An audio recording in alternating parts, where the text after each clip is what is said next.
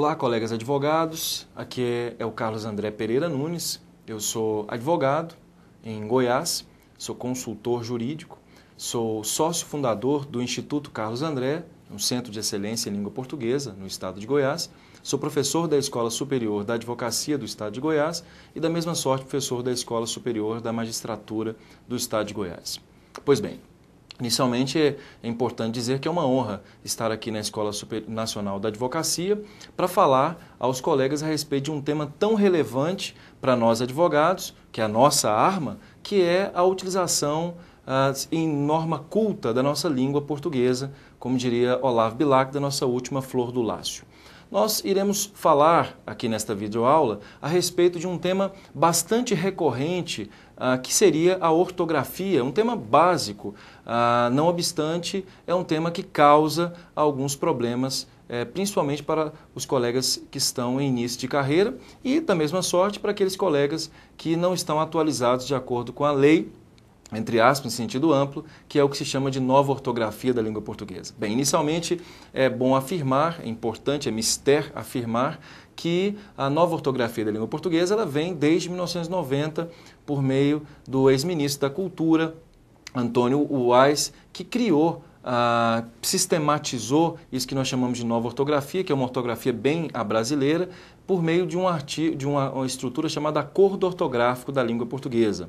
Esse Acordo Ortográfico da Língua Portuguesa ele vem em relação a dois anexos, o anexo 1 e o anexo 2. O anexo 1 ele fala a respeito de todas as normatizações em relação à ortografia da língua portuguesa. Já o anexo 2 ele fala a respeito dos objetivos de cada alteração em relação à língua portuguesa. Então, repito, nós temos um anexo 1 nesse tratado internacional, que é o Acordo Ortográfico da Língua Portuguesa, e nesse anexo 1, nós, colegas advogados, poderemos ver lá quais são as modificações que houve no que nós chamamos de ortografia da língua portuguesa. E no anexo 2, as razões de cada modificação. Pois bem, nós iremos discutir a respeito de um dos pontos mais importantes na ortografia, que seria o hífen. Bem, quem não já teve dúvida em relação à questão do hífen, que atire o primeiro dicionário? Todos nós já tivemos, não há dúvida em relação a isso.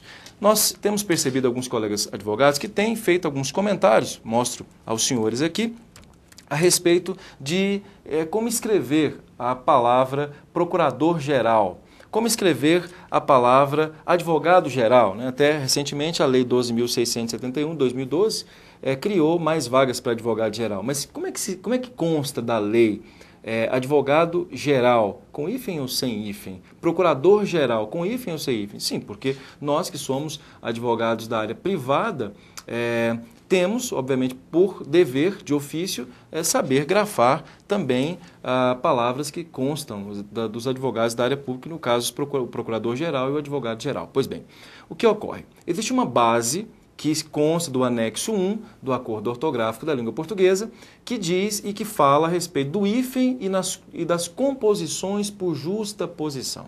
O colega advogado deve se lembrar muito bem do que vem a ser uma composição. O que é uma composição? É o ato de compor, como diz o dicionário Aurélio, que consta aqui do nosso tablet. Ora, compor é juntar duas estruturas que têm diferenciação, propriedade linguística, individualização linguística. Quando eu pego a palavra guarda e a palavra roupa e junto a palavra guarda com a palavra roupa, não é simplesmente um processo de junção do ponto de vista visual, não. Essas palavras perdem o sentido original, cada uma delas, e elas passam necessariamente a integrar um todo, um conjunto. Mas veja, elas não perdem, sob qualquer hipótese, a grafia e não perdem, sob qualquer hipótese, o som, a pronúncia, o aspecto fonológico. Daí, guarda, roupa, continua com a pronúncia de guarda, continua com a pronúncia de roupa. A grafia é exatamente a mesma. Mas vejam que guarda semanticamente é algo e roupa semanticamente é outro algo. Agora, guarda-roupa passou a ser uma unidade linguística. E essa unidade linguística, que vem a ser a palavra guarda-roupa, é que formou o que se chama de composição. Como eu disse, não houve alteração. E essa composição é chamada composição por justa posição. Aí até nós nos lembramos, nós que somos da área jurídica, nos lembramos do princípio de Upiano, que está ligado ao fato de dar a cada um que é seu. Ora, o que se faz na composição por justa posição? É a justiça, o conceito de justiça que está intimamente ligado a dar a cada um o que é seu. O que é dar a cada um o que é seu? Manter a grafia original. O que acontece então com procurador-geral? A palavra procurador, que está intimamente ligada à palavra procuração, procurador, na verdade, tem a mesma raiz etimológica de procuração, é, na verdade, um advogado. Nós sabemos perfeitamente que o procurador é um advogado, nesse caso, né, procurador-geral do Estado, no nosso caso lá do Estado de Goiás. Mas veja que procurador-geral, o geral não é um adjetivo, não é um mero adjetivo para procurador. Nós vamos lembrar que o adjetivo, a palavra adjetivo, tem inclusive semelhança com a palavra advogado. Ad está ligado à ideia de junto. Jectus, substância, ao lado de um determinado substantivo. Advogado, que vem ao lado daquele que clama por justiça, o vocatus. Então, quando se fala em procurador-geral, o geral seria exatamente uma outra palavra que vai se integrar à palavra procurador para fazer exatamente uma outra estrutura, que seria procurador-geral, que possui condição sine qua non para a composição por justa posição, segundo essa base sobre a qual nós falamos agora, que é a base 15. Qual seja esse pré-requisito? O pré-requisito é que ambas juntas passam a ter unidade semântica. Então, repito, geral não é, sob qualquer hipótese, um adjunto, um adjetivo, não é um especificador de procurador. Na verdade, o cargo é procurador-geral.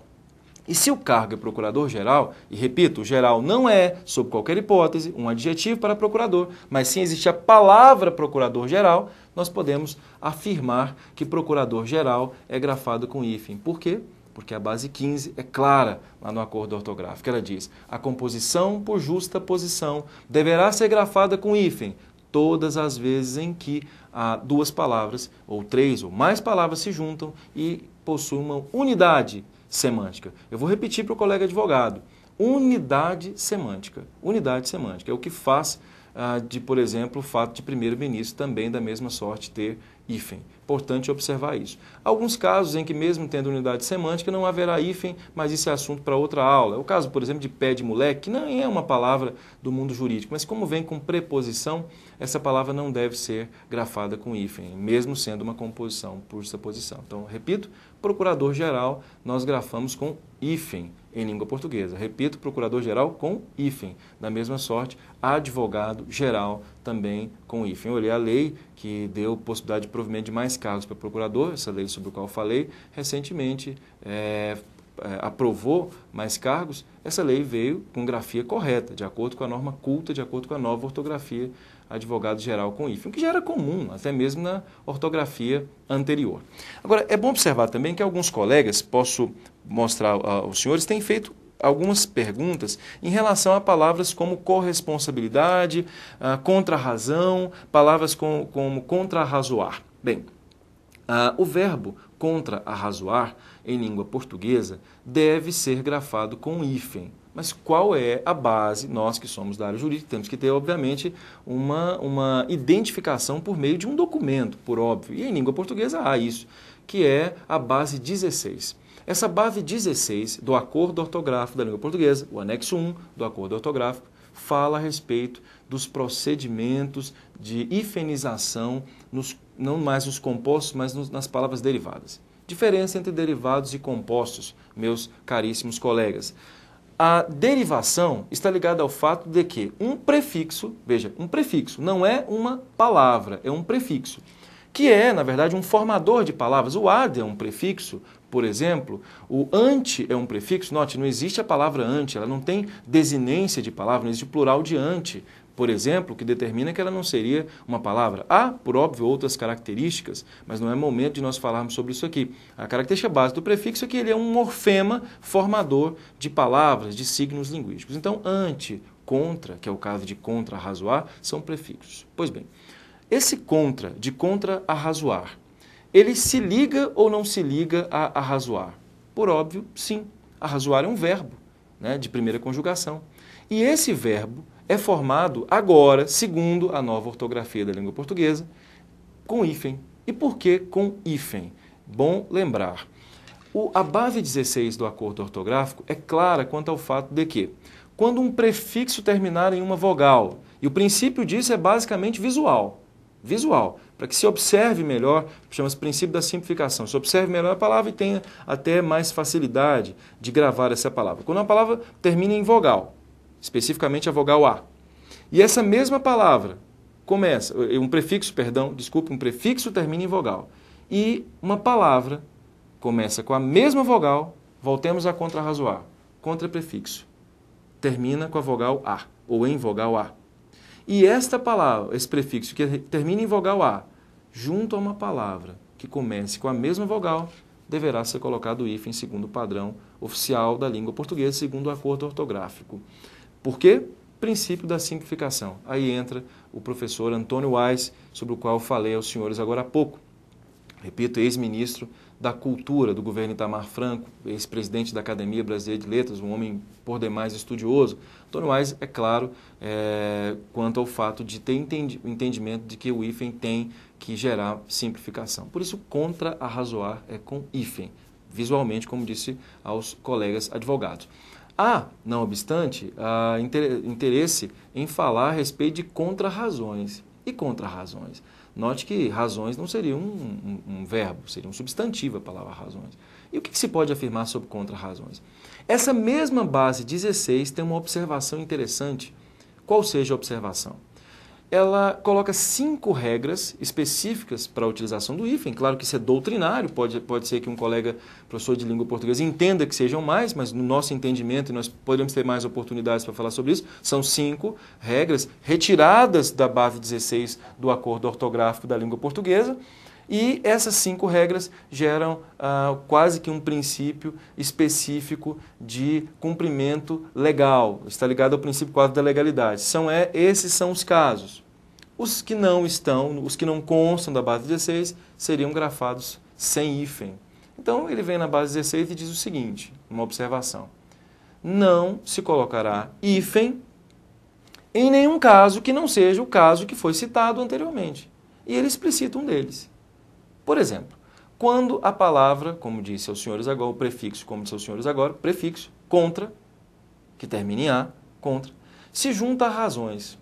Não há qualquer regra para a utilização de hífen quando o prefixo termina em A e a palavra se inicia com R. Pois bem, o que se tem que fazer então, caro colega? Nós temos que juntar as palavras. Mas para juntar as palavras, haverá certamente uma modificação do ponto de vista da fonética. A palavra contra-razão, se você fizer aí em casa, você vai observar do seu escritório, vai virar contra-razão. Mas a modificação é ortográfica, não é fonética, ela é simplesmente ortográfica, a unificação é simplesmente ortográfica. E uma razão para isso, obviamente. A ortografia trabalha a grafia das palavras e não a fonética, em que pese haver, obviamente, uma relação muito grande entre grafia e fonética, mas ela trabalha basicamente a grafia. Então, contra-razões deve ser grafado sem hífen. Só que como sem hífen, se eu disse que agora há pouco, modifica a fonética? Acharam uma possibilidade linguística para que não houvesse a modificação e houvesse a manutenção de uma grafia que fosse simples, qual seja a utilização de um outro R que se chama consoante de ligação. Muito comum no dia a dia, vulgarmente, a observação dobra o R. Não é dobra o R. Nós que somos colegas advogados, nós costumamos ser muito técnicos, o ideal é que nós falemos que o que ocorre é a inclusão de uma consoante de ligação. Portanto, contra-razões se grafa com, a palavra contra-razões se grafa com 2 R's, é bom lembrar isso. O primeiro R estaria intimamente ligado à ideia ou à definição de consoante de ligação para manutenção do aspecto fonético. Então, esse dobrar o R em contra-razões é exatamente em razão do aspecto fonético, para que se mantenha um aspecto fonético e a grafia continue, como disse, segundo o princípio do acordo ortográfico da língua portuguesa, princípio da simplificação. É bom lembrar, depois dessa exposição, que existe um decreto que fala sobre a nova ortografia da língua portuguesa, que é um decreto presidencial, inclusive foi ratificado numa data muito importante, na data em que se fizeram 100 anos, é bom lembrar, que se fez 100 anos da morte do grande mestre Machado de Assis. 100 anos. no dia 28 de setembro de 2008. E esse decreto, quando lá foi ratificado, decreto 6.583/2008, repito, 6.583/2008, ele é claro em seu artigo 1º que a nova ortografia entra em vigor a partir do dia 1º de janeiro de 2009, ou seja, ela já está em vigor. Mas entrará de fato, sozinha, porque ela está em coexistência com a grafia anterior, que nós sabemos de 1943, essa nova ortografia entra em vigor sozinha a partir do dia 1º de janeiro de 2013, ou seja, já no ano que vem. Então é bom que nós, colegas advogados, tenhamos um conhecimento bem interessante a respeito disso. Inclusive, não sei se os colegas perceberam, há uma modificação, inclusive, no próprio Código Penal. Há uma modificação. Se nós formos observar o nosso Código Penal, há necessidade, e posso mostrar a vocês, principalmente no título 5º do Código Penal, é importante observar, que ele fala exatamente do coautor, da coautoria. Ora, como é que se grafa coautor? Segundo consta do título, coautor está com hífen, hoje não mais, porque há uma observação clara na base 15 do acordo ortográfico que diz que nenhum prefixo co, re, des, in, poderão ser grafados com hífen. Então, o prefixo co não é grafado com hífen, coautor é sem hífen. Aqui nós concluímos a nossa apresentação a respeito de nova ortografia da língua portuguesa e espero ter tirado algumas dúvidas dos nossos colegas e até mesmo nos propomos a manter diálogo constante com os colegas a respeito de todos os assuntos pertinentes à última flor do lácio. Muito obrigado aos colegas e espero que os senhores possam gostar do vídeo.